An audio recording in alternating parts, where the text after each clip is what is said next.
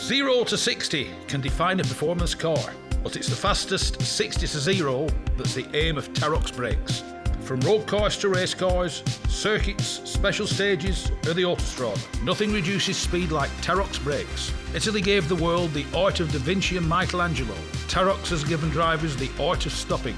For more information and to acquire your own masterpiece, visit terox.co.uk.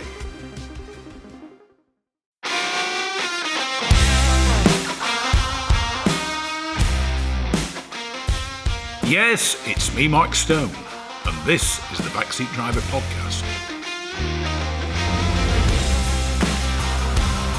It's the fastest, it's the friendliest, and it's for all the family. The Gas Shocks 116 Trophy and 120 Coupe Cup are the fastest growing race series in the UK, taking in 6 one-hour races and 8 sprints at all the top circuits. Visit 116trophy.com to find out more and get yourself behind the wheel.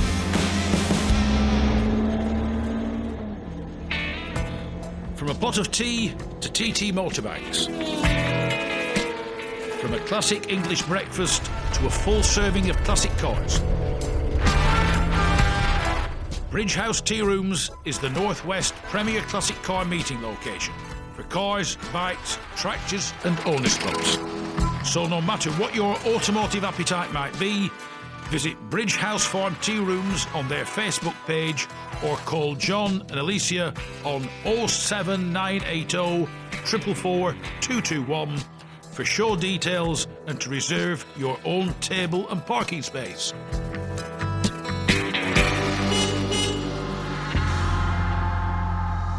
Here at Salmesbury Hall for the Backseat Driver Podcast. This morning, the famous Bluebird K7, a water speed record boat driven by Donald Campbell, as making the last of its appearances in 2024. It's been on basically a nationwide tour of the country, down at Bewley and everything else, and it's at Salmesbury Hall for the simple reason where the golf centre now stands is where Salisbury Engineering used to be, and it was built here. So it's very fitting it's made a return.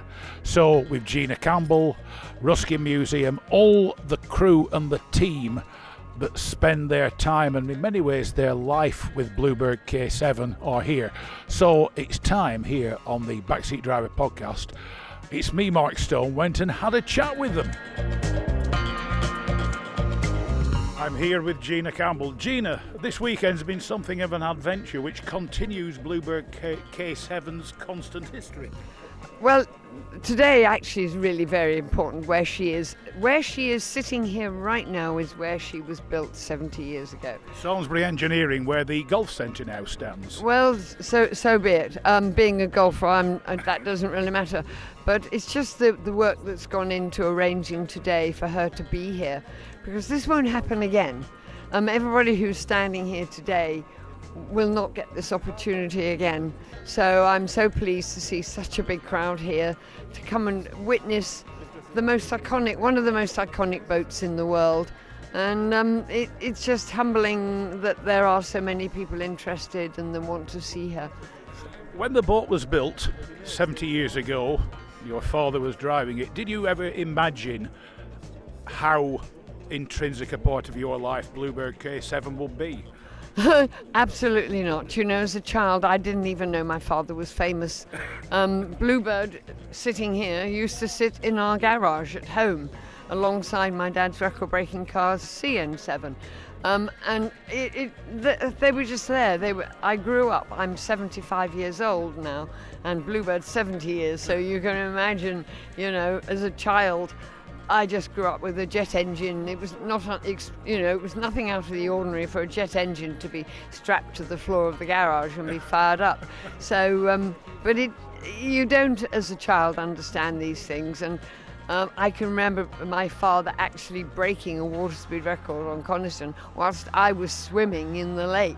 I mean, you know, because I was determined to go from this pier to that pier in the freezing cold. I wouldn't do it today, I can assure you. And so, you know, you don't grasp how iconic Bluebird and my father were. I realise it today, but I didn't realise it then, if that makes sense. I mean, what was it like to see it reappear from Coniston after all those years? Well, I mean, without going into detail, the restoration project has restored the front end of the boat, to her former glory, and forever grateful to the volunteers that did it. That she's back home in Coniston in the Ruskin Museum where she belongs, to me, I can now sort of go to my grave knowing I've done everything I can to perpetuate my father's memory. Is it ever likely to run again? Oh, yes, most definitely. Yes, 2026 is the plan. She's got an engine. The Ruskin have bought an engine. In fact, bought 2 engines. No, she's definitely going to run. There's a lot of bureaucracy to go through, as you can imagine, with the Lake District National Park and the owners of the lake bed. I've forgotten the name of the trust that own. But you think about it today, we live in a world of health and safety, risk assessment, insurance, public liability. That didn't happen. The nanny state. Well, good job it wasn't there for your father. Well, that's what I was going to say. My father's day, he just fired her up and went. Yeah. Well, it's not like that today, as you well know. So the organisational situation is huge. So, what are the plans for the boat now? I mean, it will leave here Salmesbury Hall. It goes back on display, does it not? She'll be back on display in the Ruskin Museum tomorrow morning at 10 o'clock. The lorry driver who looks after her now picks her up and puts her down almost like you would pick up your own piece of furniture. They've got it down to a fine art. And you'll be back home in Southport. Are there any other tours likely to happen? I don't see one happening in the immediate future. No, this weekend has been something very special. So she won't be touring the country like some pop star. But I'm sure if the right people make the right approach to the Ruskin Museum, and it's considered to be appropriate, she will, yes, most definitely be allowed out of her cage. And one last question. Assuming that they do look down, what do you think your father's impressions would be of all this? Oh my God, that is so hard to... I think you look down and say, thank you, Lord, thank you, people. You haven't forgotten my memory and his achievements and Bluebird and British engineering, all those things. He was so proud to be British. He was so proud of British engineering, so proud of things like that. So hopefully he's looking down on us all this morning and saying thank you all for coming and acknowledging what a magnificent craft Bluebird is. Gina Campbell, it's been a pleasure chatting to you. Thanks very much indeed. Thank you. Brian Heaston, what's it like to be part of the Bluebird K7 story? It's an unbelievable whirlwind of an experience every single day. Really is. I conclude when you became the partner of Gina Campbell, were you aware of what you were stepping into? Very much so. Gina and I have known each other for 45 years, obviously on a friendship basis, and obviously her father's adventures was the stuff all boys dream of. But that wasn't the reason why I got together with her. But obviously... It just came as part and parcel. By the way, I'm Gina Campbell. There's a very, very famous boat comes with me. Absolutely. That's very much like what it was, yeah. And what's your involvement been with it all? My involvement has been to help Gina with all the stresses, and obviously, we've had a big legal battle, so I mean... it's if you don't mind me saying, it's been a bit of a battle that's been a shame in many ways, hasn't it? It has. It's a battle that should never have happened, but it did.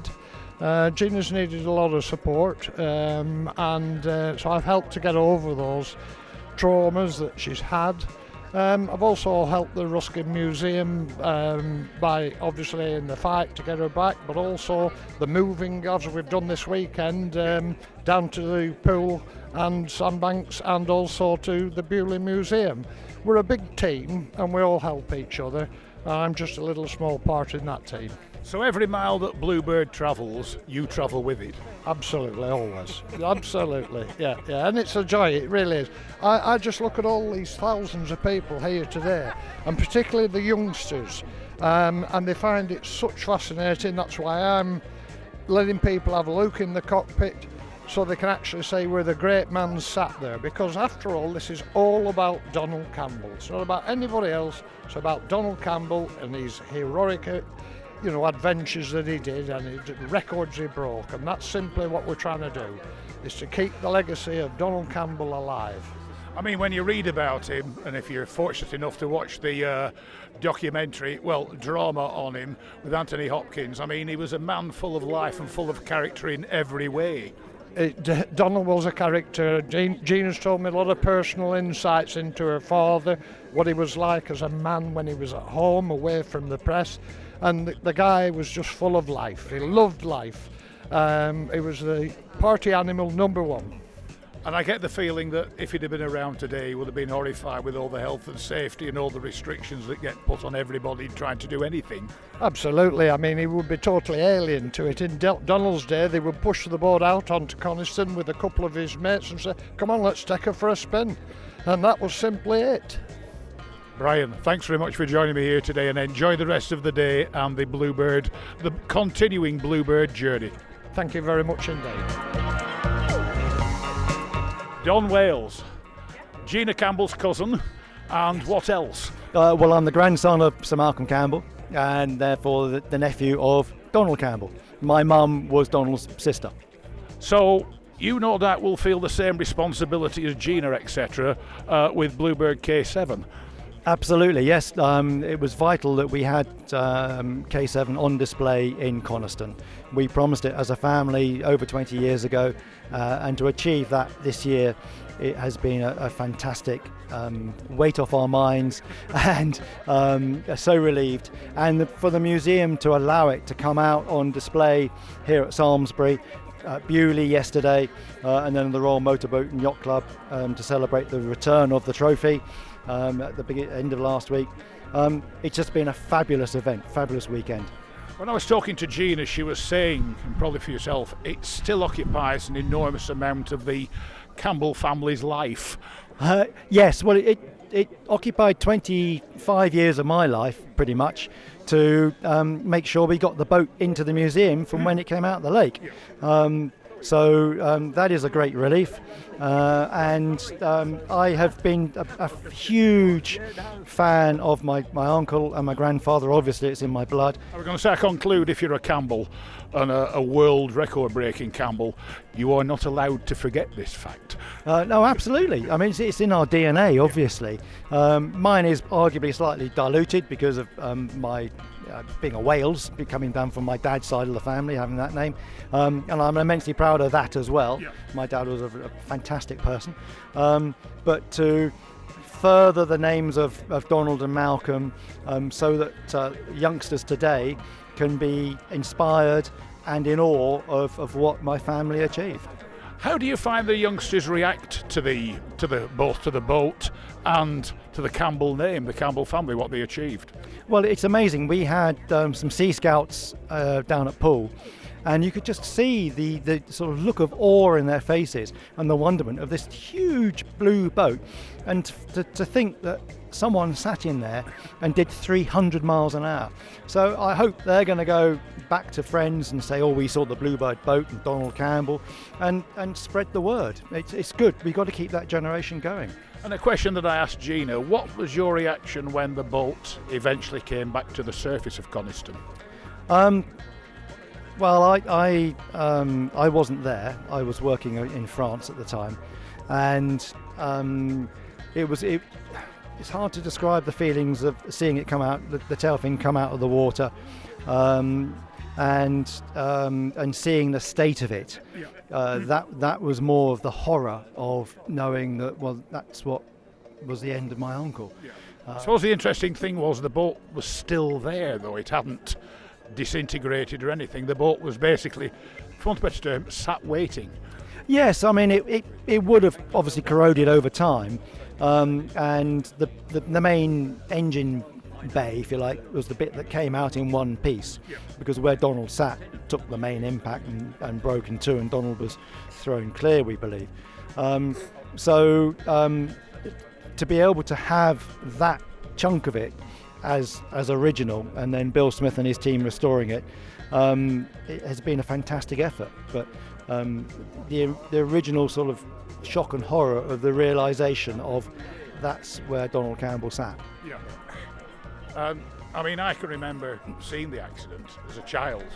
I mean, no matter how many times it reruns, you can still hear the words, Donald's last words. Yeah, absolutely. Donald's commentated all the way through his last attempt, and he's still incredibly calm.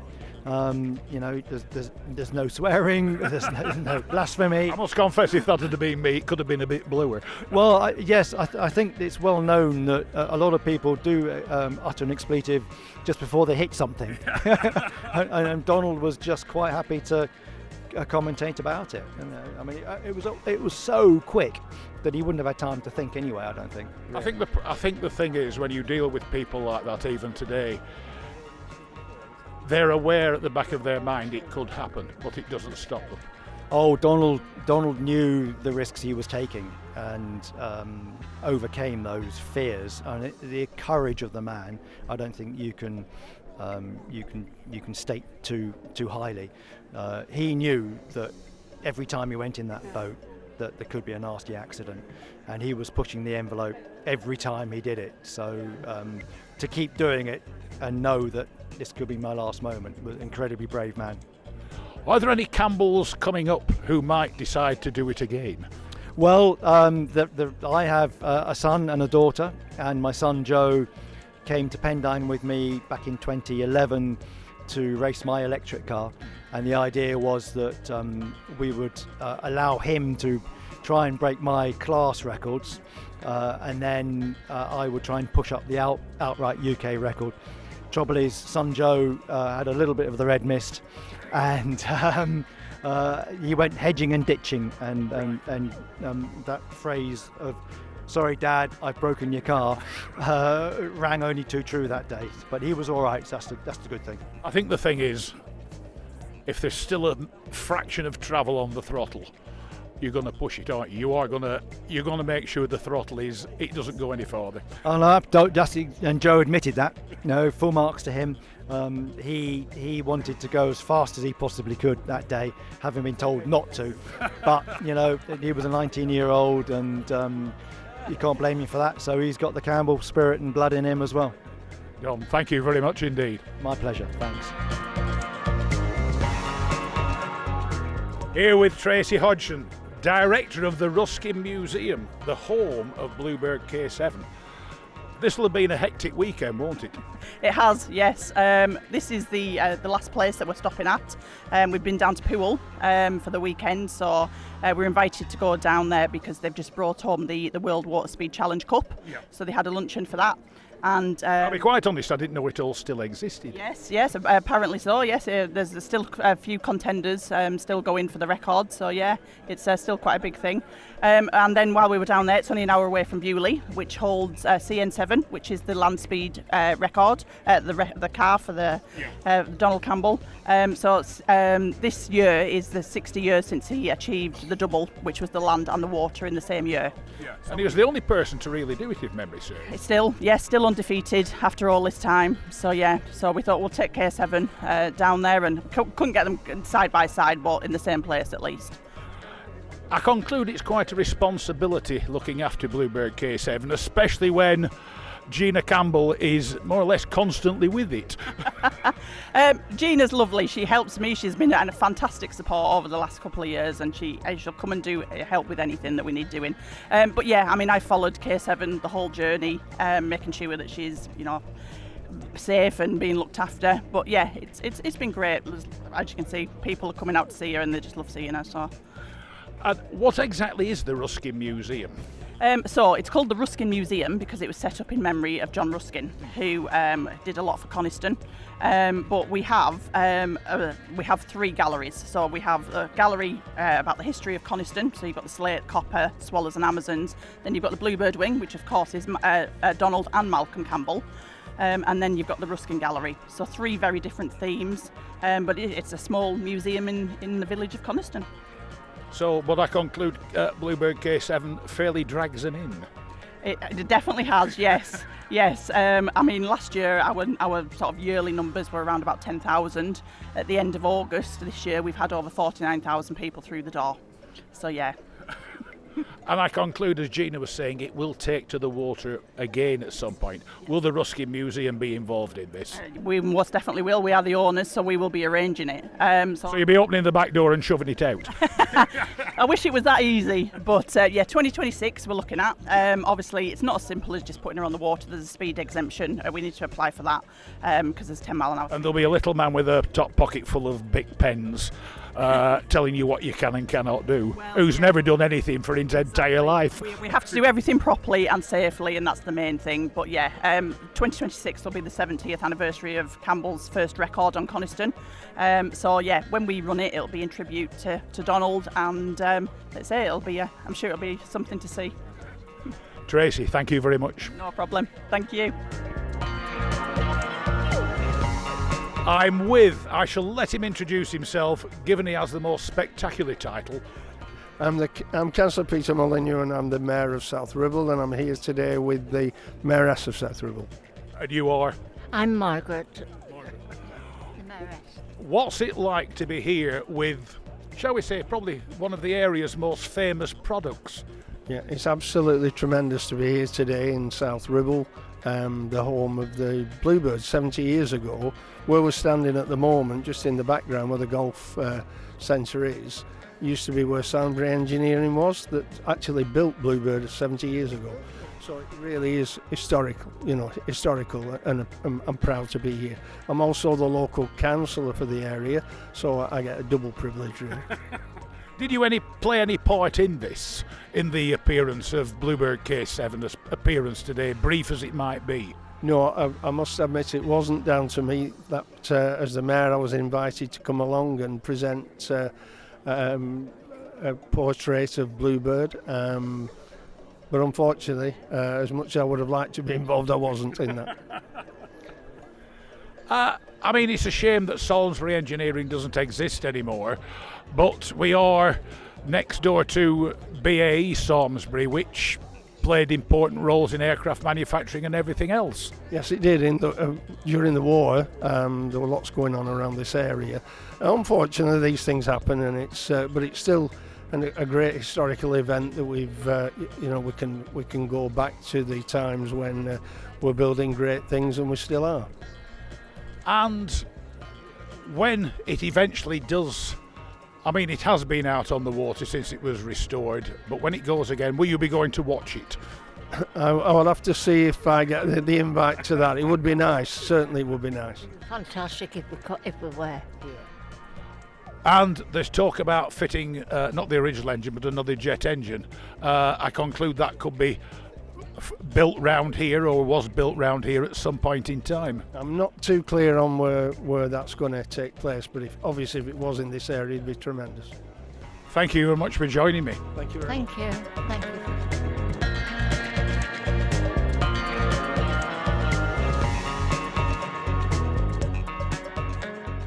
Yes, we are recording because I'm here at Salmesbury Hall with Gina Campbell, Bluebird K7, and guess who's here?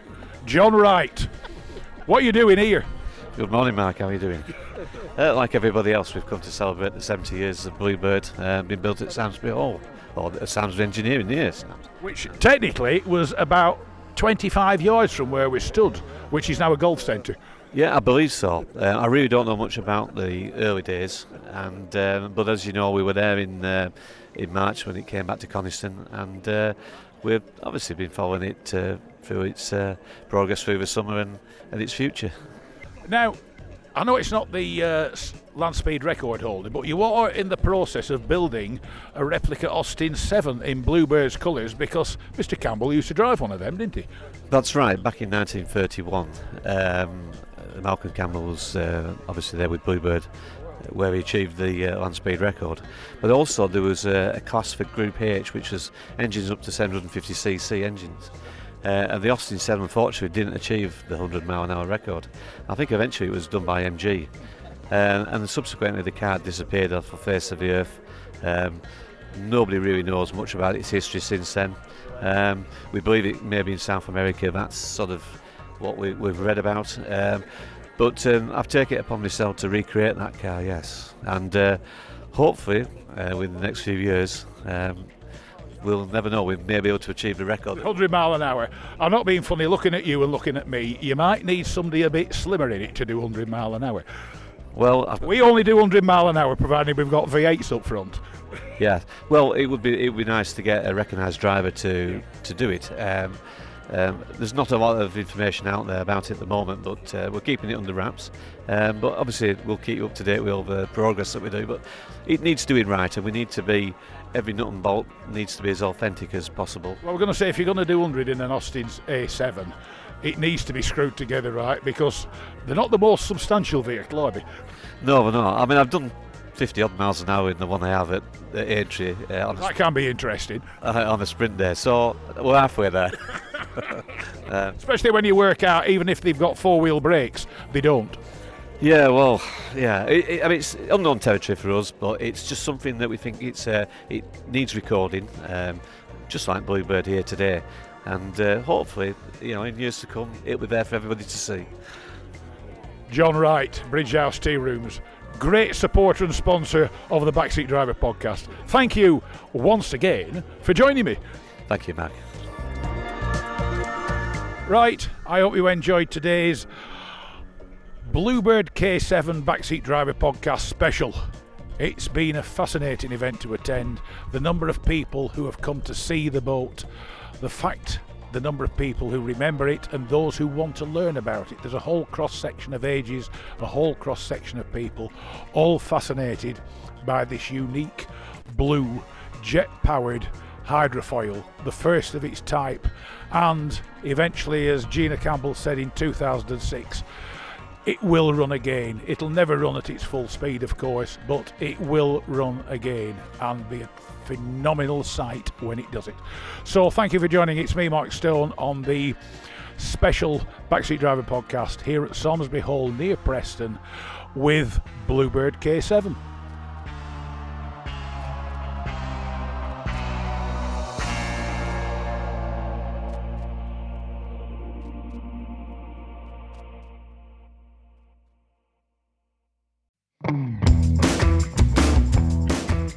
Rarely beaten on price, never beaten on service. Whether it's cars, bikes or commercials, Hoddy Tyres are the best in the business. And when it comes to tyre expertise and advice to supplying the correct tyres for your vehicle's specific requirements, nobody comes close to David Lakin and the Hoddy Tyres team. So give them a call on 01200 613 192 or visit the website at hoddytyres.co.uk.